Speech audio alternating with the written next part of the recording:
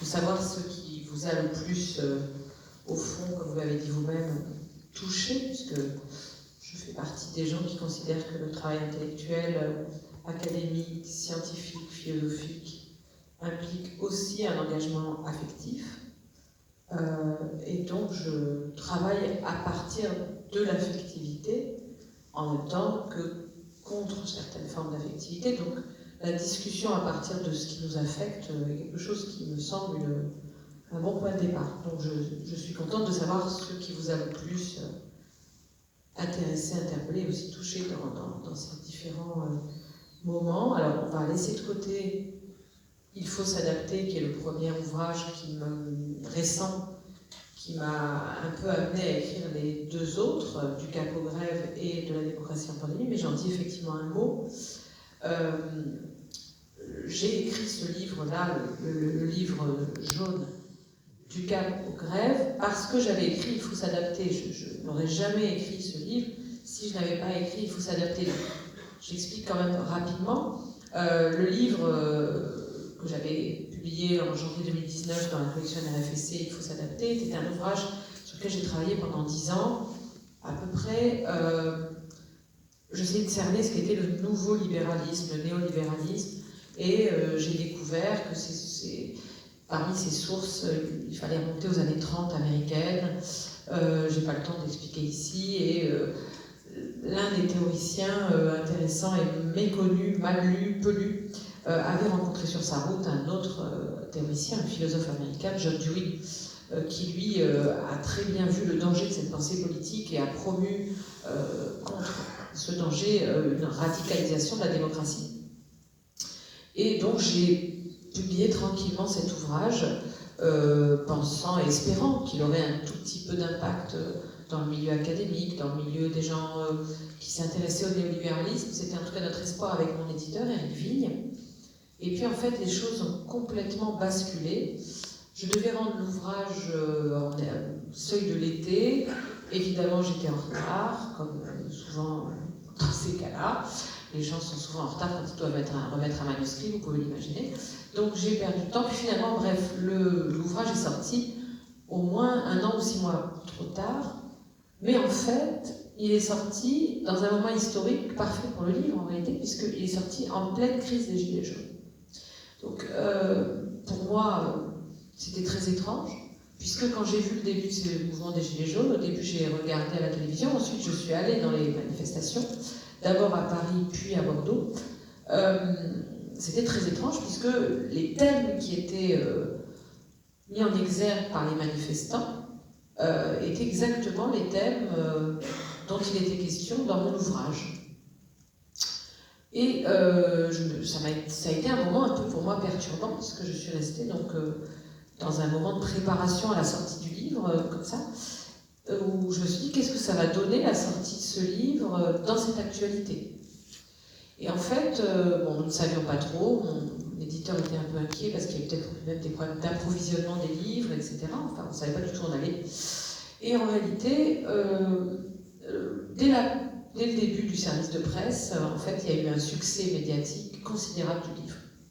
J'ai vu des journalistes, toutes sortes de journalistes, de la presse de gauche, de la presse de droite, de la presse du centre, toutes les tendances, en fait, voulaient parler de ce livre, ce qui était stupéfiant, parce que le livre est quand même, je veux dire, c'est pas vraiment un livre très facile d'accès, c'est pas un livre, normalement, où on pouvait viser beaucoup de ventes. Et ils m'ont expliqué en me disant, écoutez, plus personne parle de rien d'autre que des Gilets jaunes, mais on parle de votre livre, parce qu'on a l'impression que ça parle de Macron et des Gilets jaunes, et on parle de 2-3 autres livres en boucle, mais on ne s'intéresse plus à rien d'autre. Bon, je me suis retrouvée dans une situation très étrange. Évidemment, j'étais ravie que mon livre intéresse tout le monde, mais ce n'était pas ce qui était prévu, si vous voulez. Donc j'avais mon gilet jaune d'un côté, et puis de l'autre côté, j'allais sur des plateaux de télévision, des choses comme ça. Ça me donnait une espèce de double vie. Donc, on me demandait que pensez-vous des Gilets jaunes. Je ne me voyais pas dire, écoutez, je suis une gilet jaune.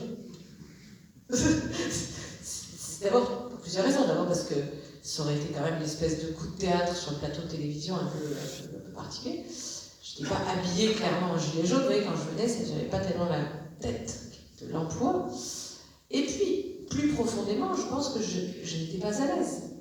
Parce que j'avais effectivement mis un gilet jaune en ayant un peu honte. Pas d'avoir mis un gilet jaune, mais par rapport au gilet jaune à côté de moi, je dis peut-être que j'exagère quand même.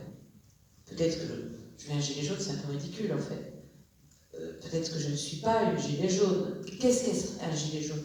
Qu'est-ce que c'est qu'un gilet jaune? Donc il y avait des discussions ontologiques sur les gilets jaunes, sur BFM TV, LCI. Il y avait, au Hôtel Grief, il y a les vrais gilets jaunes. Vous n'êtes pas un vrai gilet jaune. Alors il y avait les vrais gilets jaunes, il y avait les faux gilets jaunes. Les vrais gilets jaunes, c'était des gens plutôt, soit totalement apolitiques, ne s'intéressaient pas à la politique, toutes ces saloperies, soit de droite, voilà, mais qui ne voulaient pas payer d'impôts, anti-impôts, anti-taxes. Voilà, ça c'était des vrais gilets jaunes, et c'était quand même, il fallait les comprendre.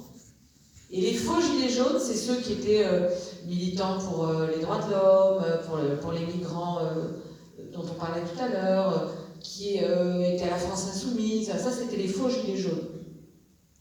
Bon, ça nous dit très bien qu'en fait, très très vite, quand on vit comme ça avec quelque chose qui semble être historique, la question de savoir qu'est-ce que c'est. En fait. C'était un mouvement qui posait de redoutables questions d'identification. Bien sûr. Mais on a des traces, heureusement, qui montrent que la division que vous racontez était complètement fallacieuse. Bien sûr. Je le donne comme exemple.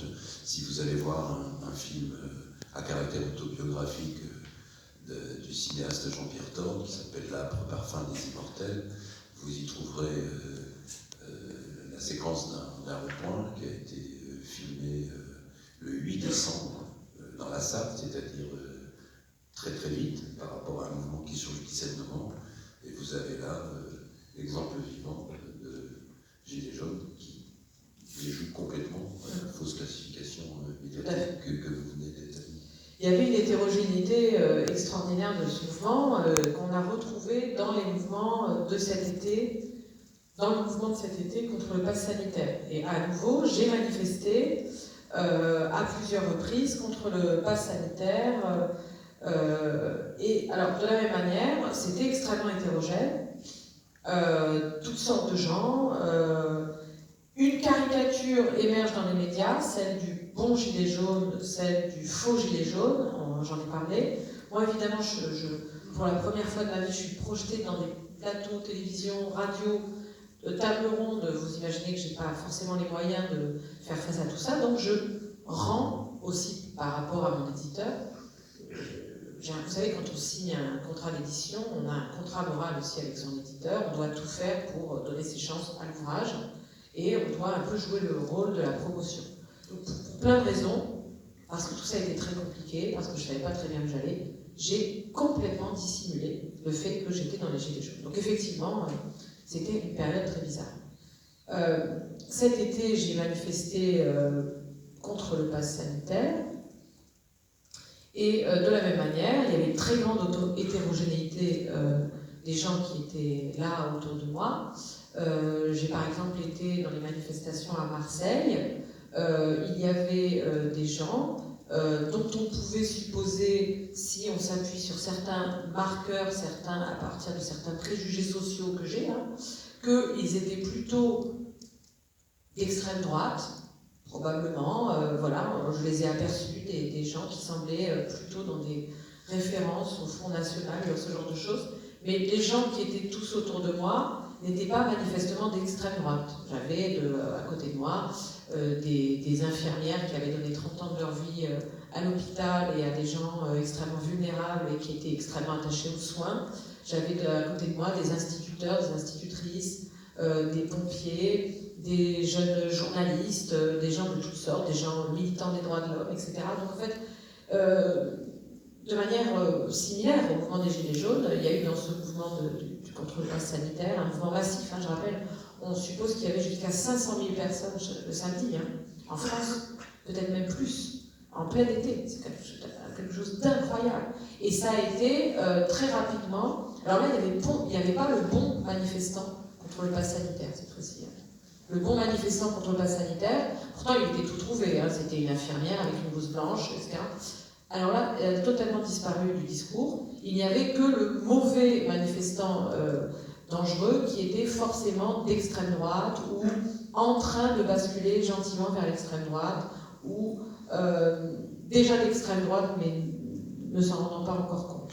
Voilà, donc si vous voulez, c'est quand même très perturbant d'avoir affaire à un tel déchaînement médiatique de mensonges, de contre-vérités, de manipulations. De ma vie de citoyenne, j'ai aujourd'hui 50 ans, je n'ai jamais vu une chose pareille. Et pourtant, des couleuvres, comme vous, j'en ai avalé beaucoup.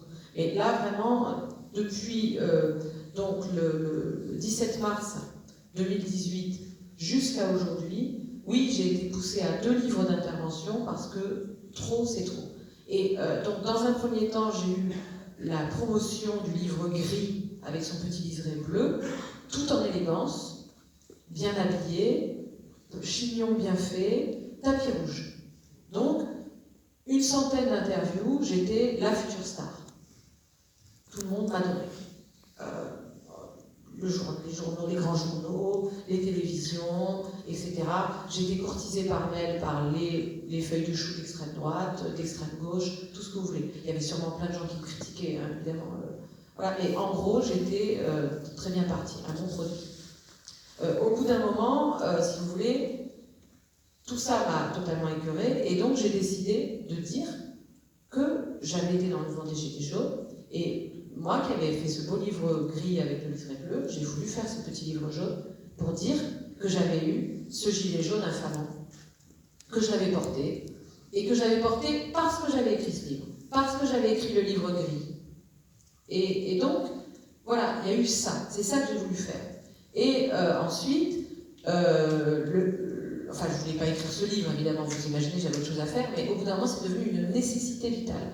J'ai ressenti pour la première fois de ma vie, ça m'était jamais arrivé, la nécessité de parler à la première personne et de dire ce qui m'était arrivé, tellement c'était insupportable. C'est une chose que j'ai jamais connue. Beaucoup d'écrivains ont connu ça. Ils écrivent parce que c'est une nécessité vitale. Moi, les autres livres que j'avais écrits, c'était pas une nécessité vitale. C'était un travail d'analyse que j'avais besoin de faire, mais je n'étais pas comme ça prise à la gorge. L'éditrice de Verdier, Michel Planel, a senti le truc et elle m'a un peu... je n'avais pas harcelé, elle est très sympathique. Elle m'a un peu pressée en disant « il faut faire ce livre ». Elle me rappelait toutes les semaines « il faut faire ce livre ». Au bout d'un moment, je l'ai fait. Et pour les Gilets jaunes, mais aussi parce que j'ai été embringuée dans le mouvement qui a suivi pour la défense des universités contre Vidal, Frédéric Vidal, rappelez-vous la LPR, la LPPR, qui était là et qui a bien commencé à détruire, achever de détruire l'université. L'hôpital, la défense de l'hôpital, avec tout le mouvement des urgences contre la fermeture des lits, j'étais dans ces mouvements. Le lycée, la destruction du lycée avec Blanquer, j'étais dans ce mouvement. Et évidemment, la défense des retraites. Un énorme mouvement social était en train de naître du mouvement des Gilets jaunes. Il se passait quelque chose. Tout un pays était en train d'organiser, pas forcément dans la joie et la bonne humeur, il y avait des tensions, c'était compliqué, mais était en train d'organiser quelque chose comme un grand mouvement social et politique. Et moi, je ne regardais pas ce qui se passait dans le pays, je regardais ce qui se passait sous mes pieds, à Bordeaux, là où j'étais, et je peux vous dire que la ville, elle était en train de s'embraser. Il se passait énormément de choses. Donc on a commencé à interdire mes conférences, parce que je ne sais pas quoi, il y avait des problèmes de sécurité, et à annuler mes venues, etc. Et mes rapports avec les médias ont commencé à se compliquer. Et ça, c'était plus supportable. C'est-à-dire que quand vous avez connu, pendant 1 an, vous avez été traité incroyablement bien, le chauffeur, la première classe, en fait, tout le monde est gentil avec vous, et juste parce que vous, politiquement, vous dites ce que vous avez à dire, et qu'on vous censure, on vous tend des pièges, etc., tout ça, c'était plus possible. J'ai raconté tout ça dans ce petit livre jaune, mes aventures avec Guillaume Erner, par exemple, si ça vous intéresse, ça vous amusera, et toutes sortes de choses, et j'ai été protégée par mes éditrices, qui, on a appelé le service juridique, tout va bien, je risque rien. Donc, j'ai fait ce texte. Et au moment où j'étais en train d'écrire, j'ai compris qu'on allait être enfermés.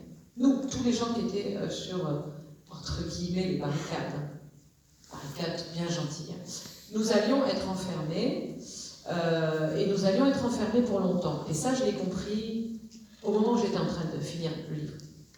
Et là, j'ai été prise d'une véritable panique.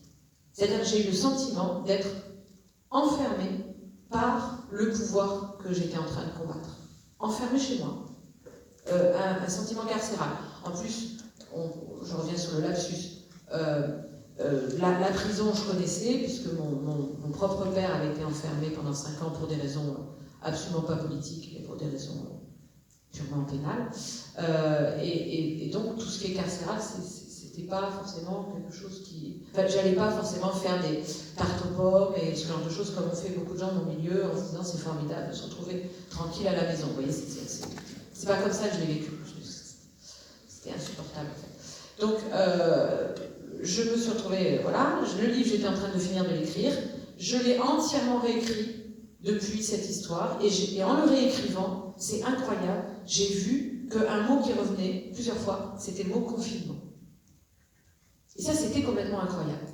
Et pourquoi je vous parlais de confinement? Parce que je souffrais beaucoup du mouvement dans lequel j'étais, car je trouvais que les camarades étaient confinés. Ils étaient dans des e-luttes.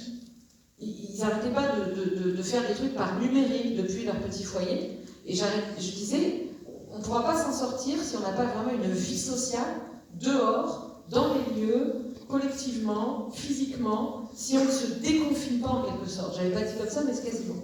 Donc j'ai découvert qu'il y avait toute une réflexion contre l'enfermement dans le foyer, dans le livre.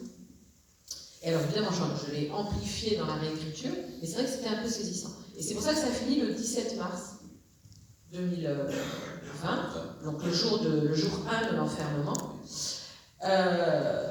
Et j'espérais en rester là, quoi. J'espérais en rester là. Donc effectivement, le lien avec le livre gris, c'est expliquer le contraste entre ma vie de auteur Gallimard, très chic et très bien traitée, et ma vie de militante absolument maltraitée, il n'y a pas d'autre mot. C'est quand même un contraste un peu étonnant, j'ai voulu rendre compte de ça. Et puis faire une analyse philosophique et politique de ce cap, de la mondialisation, de tout ce que ça détruit, etc. Donc ça, c'était pour le livre jaune. Mais juste, je voulais dire un point, et vraiment, je ne voulais plus écrire un livre de ce genre. Voilà. Vous voyez, c'est pas mon métier. Et en quelque sorte, malheureusement, je me serais de raconter tout à l'heure, j'ai été obligée d'en écrire un deuxième, qui commence le 17 mars. Et qui poursuit la chronologie. Mais avant